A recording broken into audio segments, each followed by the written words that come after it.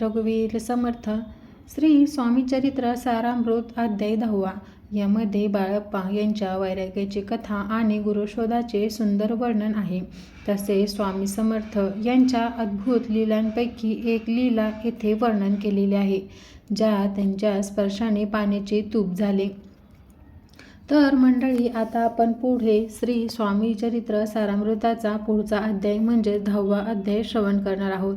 तर अध्याय 10 सुरू करण्यापूर्वी या ग्रंथाचे लेखक श्री विष्णू बळवंत थोरात म्हणतात की माझे काहीतरी पूर्व पुण्यही असेल, म्हणूनच मला हा जन्म लाभला व माझे भाग्य फार मोठे की मला श्री स्वामी समर्थांची कृपा झाली व त्यांच्या कृपेनेच मी या ग्रंथाचे लेखन करीत आहे. तर मंडळी, पुढे श्री विष्णू बळवंत थोरात सांगतात, हावेरी नावाचे एक गाव होते व तेथेच बाळप्पा नावाचे एक व्यवसायी होते. ते यजुर्वेदी ब्राह्मण होते. त्यांचा मुख्य व्यवसाय सराफी करणे हा होता.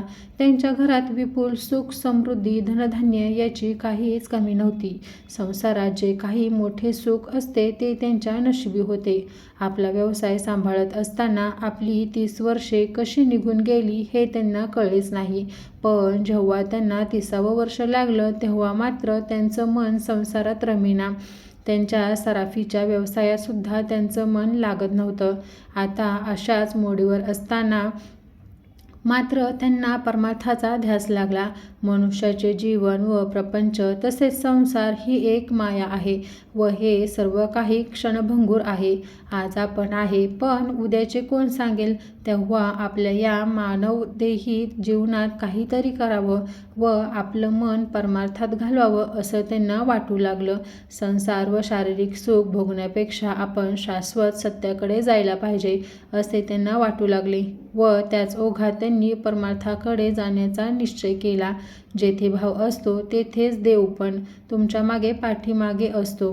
त्यांनी आपल्या घरी असे सांगितले की त्यांना सोलापूर येथे काही महत्त्वाचे काम आहे. असे सांगून श्री बाळप्पा यांनी आपले घरदार सोडले व आपल्या सद्गुरूंच्या शोधात इकडे तिकडे भटकू लागले. एका रात्री त्यांना स्वप्न पडलं व त्यात त्यांना काही पारमार्थिक दृष्टांत घडला. मग त्यांनी आपला पुढचा प्रवास वळवला. ते चालता चालता मुरघोड या गावी आले.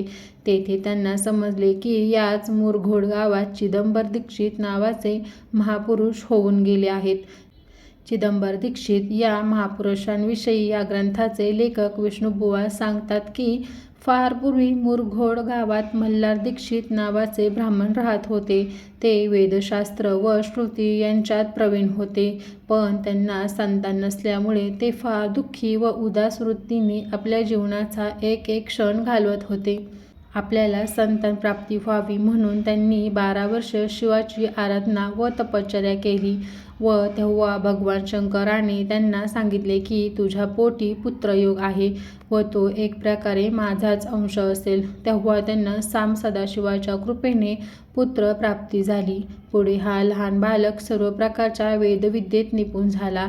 एकदा जेव्हा मल्हार दीक्षित यांच्याकडे एका मोठ्या यज्ञाचे आयोजन करण्यात आले होते, तेव्हा वयाच्या 8व्या वर्षी पार्थिव मातीच्या हत्तीची जेव्हा प्राणप्रतिष्ठा करण्यात आली, तेव्हा तो हत्ती जिवंत होऊन चालू लागला व त्या पुत्राने आपले दैवत्व सिद्ध करून दाखवले.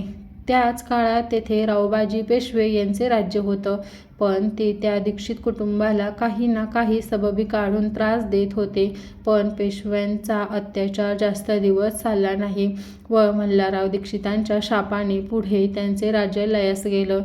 चिदंबर दीक्षितांच्या यज्ञ समारंभात स्वतः श्री स्वामी समर्थ महाराज उपस्थित होते.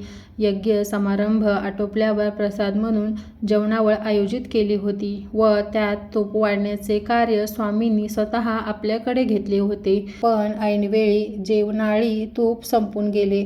तेव्हा स्वामींनी तेथे असलेल्या सर्व कलशांना आपल्या हाताचा स्पर्श केला. तेव्हा त्या कलशातील सर्व पाण्याचे तूप झाले. अशात श्री चिदंबर यांच्या पुण्यभूमीत श्री बाळप्पा यांचे आगमन झाले. अशा तऱ्हेने श्री स्वामी चरित्र सारामृताचा 10वा अध्याय येथे समाप्त होतो. श्री स्वामी समर्थ.